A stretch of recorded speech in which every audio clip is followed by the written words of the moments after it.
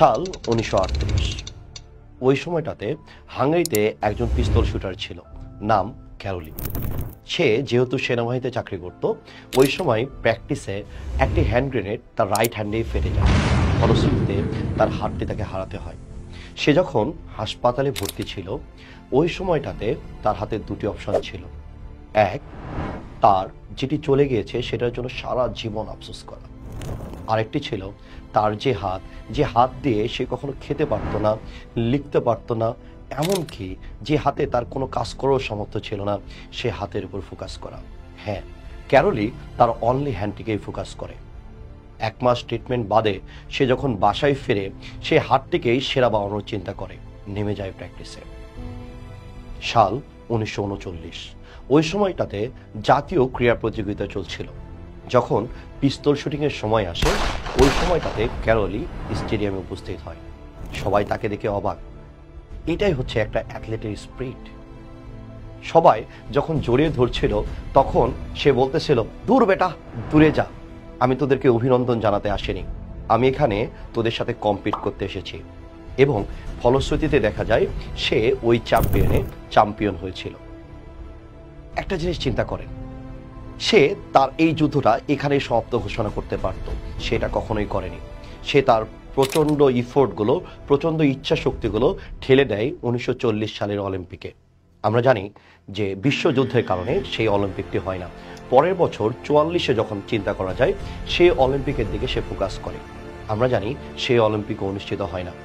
তার পুরো ইফোর্টটা সে যখন ৪৮-এর অলিম্পিকে দেয়, সেই সময়টাতে সারা বিশ্ব থেকে সব ইয়াং পোলাপান যুদ্ধ করতে নেমে এসেছিল। আর তার বয়স ছিল তখন ৩৮ বয়সের মধ্যবয়স্ক একজন পুরুষ তার অনলি হ্যান্ড দিয়ে যুদ্ধ করতেছে। সেখানে অন্যান্য যে পিস্তল শুটারগুলো ছিল, ইয়াং এবং টকবগে, তারা তাদের বেস্ট হ্যান্ড দিয়ে যুদ্ধ করতেছিল। এবং ফলশ্রুতিতে দেখা যায় সেই অলিম্পিকে ক্যারোলি জয়লাভ করে। সারা বিশ্বে হই হই রই রই পড়ে যায়। একজন মধ্যবয়স্ক মানুষ এমন হাত দিয়ে যুদ্ধ করতেছে যে হাতে সে কলমও ধরতে পারত না। ক্যারোলি এখানেই থেমে যায়নি, তার গল্পের শেষ এখানেই হয়নি। তার গল্পের শেষ হয় ১৯৫২ সালের অলিম্পিক্সে। সেই অলিম্পিক্সেও সে জয়লাভ করে এবং পৃথিবীর ইতিহাসটাকে সে পাল্টে দেয়। পৃথিবীর ইতিহাসে আমরা তাকেই সর্বপ্রথম পাই যে পরপর 2টি অলিম্পিকে স্বর্ণপদক লাভ করে। আমরা আমাদের জীবনের চলার পথে আমরা নানা রকম অজুহাত দাঁড় করাই। আমরা বলি আমাদের 7টি ছোট হয়ে গেছে। আচ্ছা, চিন্তা করে দেখো তো, 7টি জড় বস্তু, এর কি ছোট হওয়ার ক্ষমতা আছে, নাকি তুমি বড় হয়ে গিয়েছো?